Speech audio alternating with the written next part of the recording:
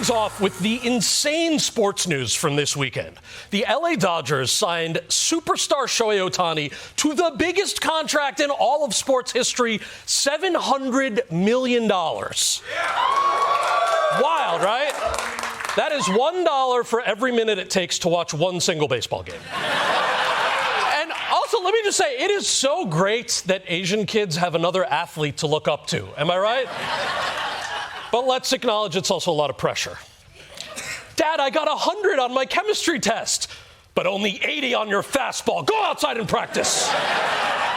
But look, as crazy as this is, there was another sports story that might be even more shocking. Buffalo Bills head coach Sean McDermott is addressing old comments about the 9/11 terrorists being a model for teamwork. They were brought to light by an independent journalist. The report said at a team meeting in 2019, quote, he cited the hijackers as a group of people who were all able to get on the same page to orchestrate attacks to perfection. McDermott says now that he never should have mentioned the hijackers. He says his original intent was to use the attacks to encourage the team because the events were so easily recognizable. I think this football coach may have taken the wrong lesson from 9/11. Like, when we said never forget, we didn't mean Al-Qaeda's teamwork. Although, to be fair, this is not something you ever expect to hear from a football team. I mean, maybe a scumbag football team like the Eagles, but not a respectable franchise like the Bills. The money the U.S. is sending Ukraine for the war is about to end, which is why their president is coming to see if there's any more cash lying around. President Zelensky will make another trip to the U.S. this week as Congress and the White House are at odds over funding the war-torn country. But here's the problem. Congress seems to be at a stalemate over sending much-needed aid to this country. With just a few days left before the Hill wraps up for the year, Democrats hope to pass a bill that would provide funding for both Ukraine and Israel. But Republicans refuse to sign off on it because it does not include their proposals to enhance border security and stem migration. We're obviously deeply concerned about this. We've got a few more weeks here, and then we're out of Schlitz. We're out of Schlitz? You're describing war funding with an old beer slogan? I'm surprised you didn't go with, come on, Congress. What's up? But yes, military aid to Ukraine and Israel is being held up until Republicans can also get the immigration reforms they want. And yeah, I know, look, the border is a problem, but it didn't help the Democrats' case when Zelensky showed up by walking in through Mexico. The crazy thing is, many Republicans in Congress actually agree on the funding. So you'd think they would just vote for it and move on to other important issues. Like, y'all, why are you stopping Ukraine from getting weapons when you could be stopping women from getting abortions? Eyes on the prize, Republicans, come on. That was one of the less popular ones tonight, I see, from this lefty crowd. But look, let's move on from Congress to some major political news about Hunter Biden, seen here thinking about hookers. No presidential family member in recent memory comes with as much baggage as Hunter, and now the law has finally caught up with him. Breaking news overnight, Hunter Biden, son of the president of the United States, now indicted on 9 counts related to his taxes. In 2018 alone, he spent $43,000 here at the Chateau Marmont, where he admits in his memoir he partied so hard, hotel management kicked him out. Special counsel David Weiss says Hunter tried to write off his wild spending as tax deductions, claiming a $10,000 fee for a sex club was a golf club membership, and a $1,500 Venmo payment to a stripper was a payment for artwork. Wow. All right, claiming a stripper as artwork is like the nicest compliment ever to that stripper. She's like, am I turning you on? And he's like, actually, you're making me reflect on the interconnectedness of light and darkness. Now I shall slip a 20 between them titties. But yes, look, Hunter Biden spent millions of dollars on drugs and sex instead of paying his taxes, and it's shocking to think that the presidential race might come down to who goes to jail first, Hunter Biden or Donald Trump. Although, maybe if we're lucky, the two of them might end up in a cell together. Like, you throw George Santos in there, and I am watching that show. Seriously, though, I feel bad for Joe Biden. People say he needs to rein Hunter in, but, like, how? His old-timey vocabulary doesn't even cover this kind of stuff. Son, I heard you've been smoking the jelly beans, watching the hanky-panky reels, paying birds to shake their fannies. We're almost out of Schlitz. We begin with Donald Trump, former president and current courtroom sketch model. One of the most serious charges is his attempt to steal the 2020 election. And with less than a year to go before he attempts to steal the next election, things in the case are starting to move quickly. Happening now, breaking news. The United States Supreme Court just agreed to weigh in for the first time on Donald Trump's historic criminal prosecution. This afternoon, special counsel Jack Smith filed a brief urging the U.S. Supreme Court to rule on whether the former president is immune from federal prosecution for his actions while he was in the White House. Smith is trying to keep the election subversion trial scheduled for next March on track, and he's hoping to avoid the delays that are coming as Trump's team fights this issue of immunity through lower courts. Trump's lawyers are claiming his actions around the 2020 election results were part of his official presidential duties at the time. So Trump thinks stealing the election was part of his job? I mean, look, say what you want about the guy, but it's pretty ballsy when your defense is both, I didn't do anything, and also, I was allowed to do it. Like, what a paradox. Trump is what I like to call a Schrodinger's But look, if the Constitution allows a president to overturn the Constitution, then, like, what was the point of the Constitution? The whole thing might as well end with, or do whatever, man, I don't give a And by the way, even if the Supreme Court rules for Trump, he should realize that this ruling would apply to any president, which means Joe Biden would have total immunity to do anything he wants. Stealing quarters from behind little kids' ears left and right. Getting their noses. Never giving them back. Or hey, maybe he'll just arrest Trump and send him to Guantanamo, right? No, we don't want any president to have absolute power. That was a test and you all failed. All right, maybe just this once. No, you failed again. It's not funny. Now, one person who won't be defending Trump in front of the Supreme Court is his former lawyer, Rudy Giuliani. Seen here watching porn on full volume. And that's because Rudy's busy with his own legal problems. This morning, Rudy Giuliani is back in court, face-to-face with the two Georgia election workers whose lives were nearly ruined by his repeated falsehoods and conspiracy theories about them after the 2020 election. Giuliani telling me after court yesterday he stands by all of it. Do you regret what you did to Ruby Freeman? Of course I don't regret. I told the truth. They were engaged in changing votes. There's no proof of that. Oh, you're damn right there is. Stay tuned. Ruby Freeman and her daughter, Wandrea Shea Moss, served as election workers in Georgia in 2020. But when Donald Trump claimed baselessly that the vote count was rigged, Giuliani accused them of bringing in suitcases stuffed with fake Biden votes and other skullduggery. I really felt that someone would tell him, like, no, sir, you don't know what you're talking about. Yesterday, during opening statements, Giuliani's lawyer said that up to $43 million in damages the workers are seeking will, quote, be the end of him. The end of Rudy Giuliani? Oh, no. That sounds awesome. The end of Rudy Giuliani is like the best case scenario. Why is Rudy's lawyer threatening the jury with a good time? He's like, you really want to see my client broke and sobbing like a little bitch, huh? You want to see him crying so hard he pees his pants and that pee gets all over the floor? Is that what you want, huh? Then he slips on his pee and now he's rolling on the floor just covered in pee. Donald Trump tries to help him up and then he slips on the pee and then they both slide out the door onto Rudy's pee right into two chefs carrying a big cake. Is that funny to you? Look. I might feel more sympathy for Rudy if during his defamation trial he wasn't outside the courthouse doing more defamation. Like, does he get that every time you do a crime, it's like its own thing?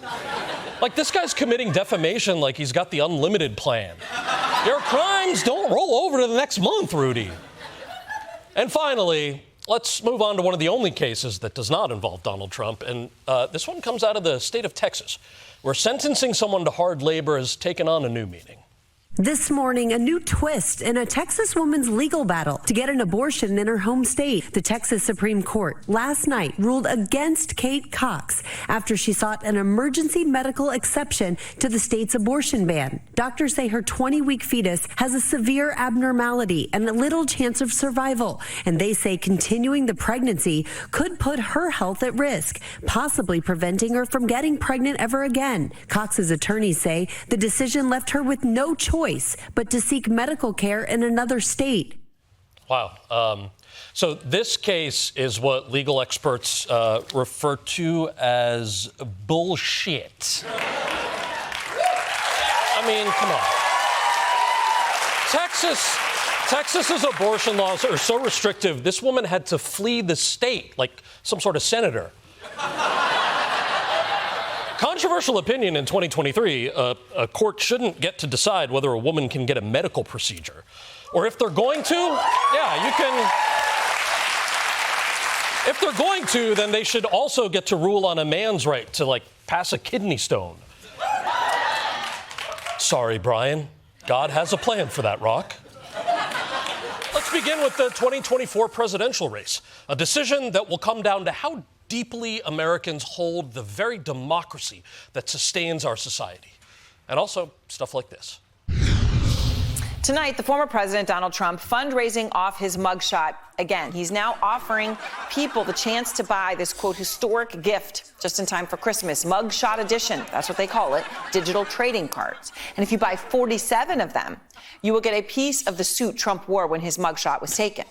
And to do all of that, it will run you about $4,600. My last two Trump digital trading card collections sold out in just hours. And now I'm back with my latest series called the Mugshot Edition. It is an authentic piece of the suit I wore when I took that now famous mugshot.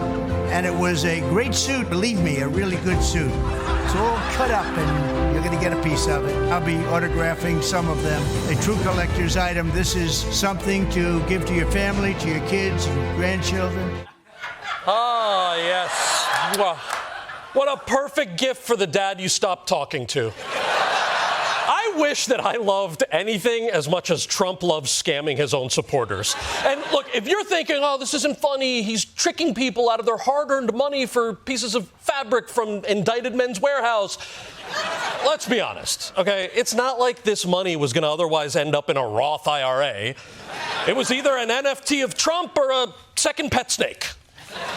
In fact, the popularity of these NFTs makes me think that Biden should run this video as a campaign ad. Because if you can afford, right? If you can afford to blow $5,000 on a piece of a suit with mustard stains, the economy must be doing pretty good. And I will confess something to y'all. I actually think these are all really pretty cool cards. They got Trump as a soldier, Trump with lightning hands, Trump as a robot. But, like, why don't any of these cards show off his amazing policy accomplishments? Like, where's a card showing Trump tackling a doctor who's about to perform an abortion? Like, where's the one of him heroically catapulting a refugee child far away from his family? Oh, was that too much for you? Or how about one of him patriotically lighting a tiki torch for a neo-Nazi? Oh, yeah, those was the days, y'all. Those was the days. Second term's going to be great. All right, let's move on from something that's destroying America to something that's destroying the whole world. Climate change. Very uplifting for you tonight, I'm telling you. Everyone knows that it's time to stop talking and do something about the climate crisis. And that's just what the nations of the world are talking about doing. An historic deal has just been announced at the COP28 climate conference in Dubai. It urges nations for the first time to transition away from fossil fuels. So the most significant thing about this is that agreement to transition away from fossil fuels. And in the 28 years of these summits, this is the first time the final agreement actually uses the words fossil fuels. Now, other key points of this deal include a call to triple the amount of renewable energy sources worldwide by 2030 while relying less on fossil fuels, and achieve what's known as net zero carbon emissions globally by mid-century. And in the end, these are just words on paper. What matters now is whether or not nations quickly cut their planet warming emissions. That's right. The world's nations pledged net zero emissions by 2050, which is fantastic.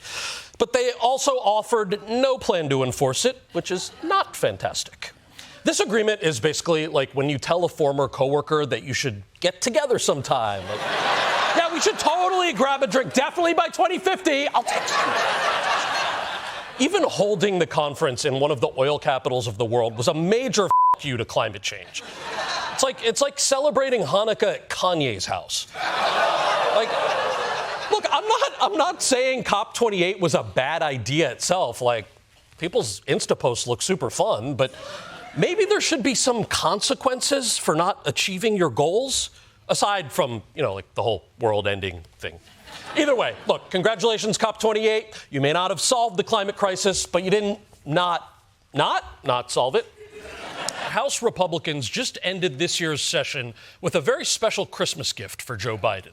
This morning, House Republicans are pushing ahead with an impeachment inquiry into President Biden, despite finding no evidence of wrongdoing in nearly a year of investigations. The inquiry is focused on allegations that the president abused his power to enrich his family and whether he made decisions while vice president to boost his son Hunter's businesses. During a heated floor debate, Democrats accuse Republicans of acting on behalf of twice impeached former President Donald Trump ahead of next year's election. Welcome to the Donald Trump revenge show. Even some Republicans openly admit they've seen no hard evidence. I'm going to just follow the facts where they are, and the facts haven't taken me to that point where I can say that the president's guilty of anything. With the presidential election less than a year away, several Republicans seem to say the quiet part out loud.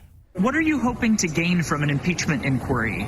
All I can say is Donald J. Trump 2024, baby. This has been, I think, the most transparent political congressional investigation since I've been in Congress. Man! I hate when I slip up and say the thing I totally mean. Republicans have been searching for a year already, and so far, it seems like Biden's only crime is having a messed up son, which would be a terrible precedent to set. I don't want to see Tom Hanks go to jail. To be fair, we can't say for sure whether Biden ever did anything shady with his son's business dealings. Their story has changed over time. But we do know that Republicans don't actually give a shit about people profiting off the presidency because Donald Trump was the president. He had so many schemes going on. Running the country was basically his side hustle. Republicans just want a headline that says Biden impeached. They don't care if it's legitimate. It's like how I told the art department to make this magazine cover of me winning sexiest bitch of all time in the Enormous Penis Quarterly. You don't even have to speculate about whether this is politically motivated because you literally have a GOP congressman just shouting out Trump 2024. This whole thing is such a piece of theater. I'm surprised Lauren Boebert's not in the crowd giving someone a handy.